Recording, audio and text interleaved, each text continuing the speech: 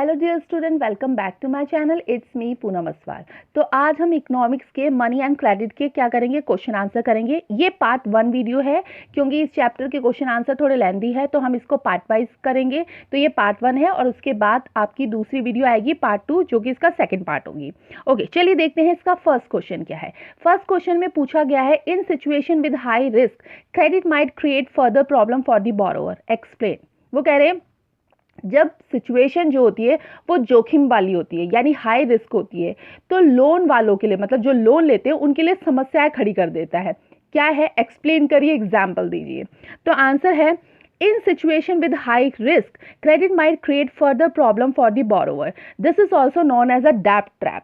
जब जोखिम वाली सिचुएशन हो, यानी जब हाई रिस्क वाली सिचुएशन हो, तो जो लोन लेने वालों के लिए और समस्याएं खड़ी हो जाती है, उसको हम कहते हैं डेब्ट ट्रैप भी कहते हैं। अब देखते हैं, taking credit involves an interest rate on the loan. If this is not paid back, then the borrower is forced to give up his collateral or asset used to generate to lender.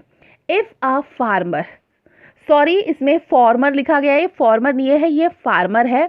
If a farmer, FARMER, farmer means किसान, तो ये farmer लिख दिया गया है, इसको print में गलत हो गया है, तो चलिए देखते हैं आप इसको।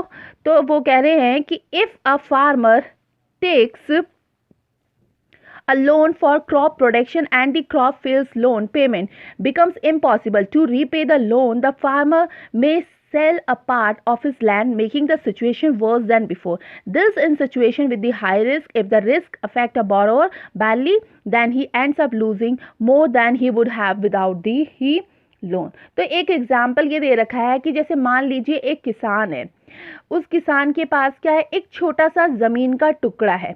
वो किसान क्या करता है, खाद और बीज खरीदने के लिए कुछ रुपए उधार लेता है। क्यों? क्योंकि उसको फसल उगानी है।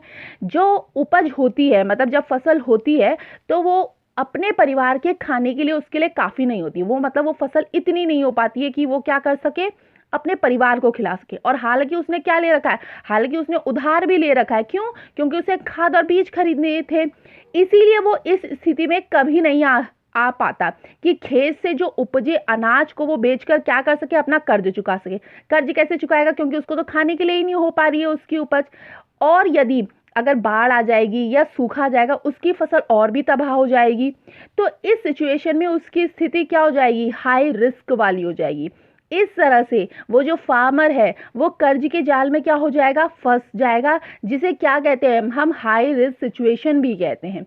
इसीलिए जो ये क्वेश्चन दिया था कि हाई रिस्क सिचुएशन में लोन वालों के लिए समस्याएं खड़ी होती है, तो वो होती है। क्यों? क्योंकि उसने क्या करा, लोन तो ले लिया, किस चीज के लिए, खाद और बीज के लिए, मगर वो उसको क्या कर पाया, लोन चुकता नहीं कर पाया। क्यों नहीं चुकता कर पाया? क्योंकि उसकी जो उपज है वो तो खाने के लिए ही पूरी नहीं हो रही है, तो वो अपना कर्ज कैसे देगा। तो इसको क्या कहा जाता है, हाई रिस्क सिचुएशन भी कहा जाता है। ओके, चलिए देखते हैं अब सेकंड क्वेश्चन। सेकंड क्वेश्चन में पूछा गया है, how does money solve the problem of double coincidence of wants, explain with example of your own. Money आवश्यकताओं के डबल कोइंसिडेंस की प्रॉब्लम को कैसे सॉल्व करती है, आपको उदाहरण देकर समझाना है, यानी एग्जाम्पल बताना है। तो आंसर है, in a barter system where goods are directly exchanged without the use of money, double coincidence of wants is an essential feature. By serving as a medium of exchange, money removes the need for double coincidence of wants and the difficulties associated with the barter system. जैसे मतलब barter system में आवश्यकताओं को double coincidence की problem होती है। For example, it is no longer necessary for the farmer to look for a book publisher who will buy his seer at the same time sell him books. All he has to do is find a buyer for a seer. If he has exchanged his seers for money, he can purchase any goods or service which he needs. This is because act as a medium of a exchange. इस answer का मतलब ये है कि जो मतलब है जैसे बार्टर सिस्टम में आवश्यकताओं के डबल कोइंसिडेंस की प्रॉब्लम होती है। मान लीजिए कोई स्टूडेंट है, वो अपनी पुरानी बुक्स को क्या करना है, उसको बेचकर उसके बदले में एक सीरियल्स लेना चाहता है। यदि वो वस्तु विनिमय प्रणाली को अपनाता है तो किसी ऐसे व्यक्ति को वो तलाशना होगा उसे जो अपना सीरियल के बदले उसकी किताबें लेने को तैयार हो जाए। लेकिन ऐसे व्यक्ति को ढूंढना क्या होगा, मुश्किल है।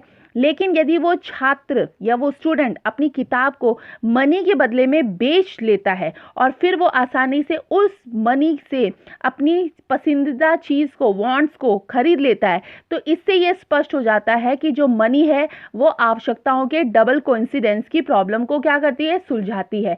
तो ये था एग्जाम्पल जो क्वेश्चन में पूछा गया था कि आपको एग्जाम्पल देना है। तो एग्जाम्पल यही है कि बुक्स को क्या कर रहा था, वो बेचकर अपने लिए वो चाह रहा था जो उसको चाहिए। Now question number 3, how do bank mediate between those who have surplus money and those who need money? तो इसमें ये क्वेश्चन में बोला गया है कि ज़्यादा पैसे वाले लोग यानी जो रिच पीपल होते हैं और जिन लोगों को पैसों की ज़रूरत होती है, मतलब जो लोन लेना चाहते हैं, इन दोनों लोगों के बीच में जो बैंक है वो बैंक किस तरह का मध्यस्थता निभाता है, आपको ये बताना है। तो आंसर है, we know that bank accept the deposit from the people who have surplus money and also pay an interest on the deposit. But bank keep only a small portion of their deposit as cash with themselves. This is kept as provision to pay the depositor who might come to withdraw money from their account in the bank on any day. They use a major portion of the deposit to extend loan to those who need money. In this way, bank mediate between those who have surplus money and those who need money. वो लोग जिनके पास ज़्यादा पैसा होता है यानी rich people, वो अपने पैसों को बैंक में जमा करते हैं। बैंक उनसे ये पैसे जमा खातों के रूप में स्वीकार करता है। कई लोग ऐसे होते हैं जिन्हें लोन की आवश्यकता होती है, तो वैसे लोग जो बैंक जाते हैं, यदि उन्हें लोन लेना होता है तो वो बैंक अपने पास, जो बैंक के पास जो जमा राशि होगी जो उसने रिच पीपल से ले रखा है सेविंग के उस पे, उस जमा राशि को वो कम पैसे वाले लोगों को क्या करेगा, लोन दे देगा। यानी वो रिच पीपल से तो उसने लिया पैसा, फिर वो क्या करेगा, जिन लोगों को क्या चाहिए, लोन चाहिए, वो उनको वो लोन दे देगा। इस तरह से जो बैंक होता है वो बैंक क्या करता है, ज़्यादा पैसे वाले हैं और जो ज़रूरतमंद वालों के बीच में क्या करता है, मध्यस्थता का काम करता है। नाउ क्वेश्चन नंबर 4 क्या है, look at a 10 rupees note, what is written on top, can you explain this statement. Question में ये बोला गया है कि जो 10 रुपए के नोट को आप देखिए, 10 रुपए के नोट के ऊपर क्या लिखा होता है, आपको वो स्टेटमेंट बताना है और एक्सप्लेन करना है वो क्यों लिखा होता है।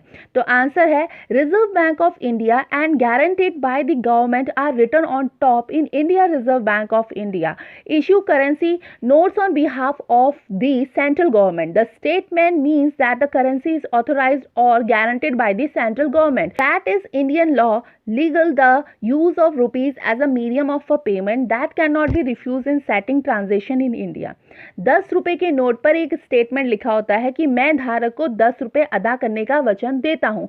इस स्टेटमेंट के बाद रिजर्व बैंक के गवर्नर का क्या होता है, साइन भी होता है, और ये स्टेटमेंट ये बताता है कि रिजर्व बैंक ने इस करेंसी, मतलब कौन सी करेंसी, 10 रुपीज के नोट पर एक मूल्य तय किया है जो देश के हर व्यक्ति को हर स्थान पर एक समान ही होता है। मतलब अगर वो 10 रुपए का है तो वो 10 ही रुपए का यूज होगा, उसको हम 100 रुपीज का यूज नहीं कर सकते। भारतीय कानून के अनुसार रिजर्व बैंक के अतिरिक्त किसी और कोई भी पर्सन या कोई भी संस्था उस पैसे को जारी करने की इजाजत नहीं दे सकता। इसके अलावा कानून रुपए को इस्तेमाल करने की भी इजाजत देता है। तो ये होता है 10 रुपीज के नोट पर ये स्टेटमेंट लिखा होता है और उस जो स्टेटमेंट होता है उसका ये एक्सप्लेन था। Okay, now question number 5। Question number 5 में पूछा गया है, why do we need to expand formal source of credit in India. हमें भारत में क्रेडिट के औपचारिक सोर्स को बढ़ाने की क्यों जरूरत है, वो बताना है। आंसर है, we need to expand formal source of credit in India due to, जो रीजन है वो क्या है, फर्स्ट है to reduce dependence on informal sources credit because the latter charge high interest rate and do not benefit the borrower much. Credit के औपचारिक source पर निर्भरता को कम करने के लिए, क्योंकि इनकी ब्याज दर ज़्यादा होती है, इसलिए भी बढ़ाने की जरूरत होती है। Second, cheap and affordable credit is essential for countries development. देश के विकास के लिए सस्ता ऋण भी आवश्यक है। थर्ड है, bank and cooperative should increase their lending particularly in rural areas. Bank और कोऑपरेटिव्स को विशेष रूप से ग्रामीण क्षेत्रों में अपने ऋण में वृद्धि करनी चाहिए। तो इसीलिए जो भारत में क्रेडिट के जो औपचारिक सोर्स को बढ़ाने की इसलिए जरूरत होती है। नाउ क्वेश्चन नंबर 6 में क्या पूछा गया है? 6 में पूछा गया है, what is the basic idea behind the SHGS for the poor, explain in your own words. गरीबों के लिए स्वयं सहायता समूह के संगठनों के पीछे बेसिक आइडिया क्या है? अपने शब्दों में व्याख्या कीजिए, बताइए। तो आंसर क्या है? The basic behind the SHGS is to provide a financial resource for the poor through organise the rural poor, especially women, into a small self-help groups. They also provide timely loans at a responsible interest rate without collateral. Thus, the main objective of the SHGS का गठन वैसे गरीब के लिए किया जाता है जिनकी पहुंच क्या होती है? ऋण लेने की नहीं होती है। तो इसका फर्स्ट क्या है? To organise rural poor specially women into a small self help group. तो क्या है? ग्रामीण गरीबों विशेषकर विमेन को छोटे सेल्फ हेल्प ग्रुप में ऑर्गेनाइज करते हैं। Second, to collect saving of their members. वो क्या करते हैं? अपने सदस्यों की बचत एकत्र करते हैं। Third, to provide loans without collateral, मतलब स्वयं सहायता समूह ऐसे लोगों को छोटा ऋण देती है जिनसे उनकी आजीविका चलती है। Fourth, to provide loans at responsible rate of interest and easy terms. To मतलब ब्याज की जिम्मेदार दर और आसान शर्तों पर लोन प्रदान करना। Fifth, provide platform to discuss and act on a variety of social issue such as education, health, nutrition, domestic violence etcetera.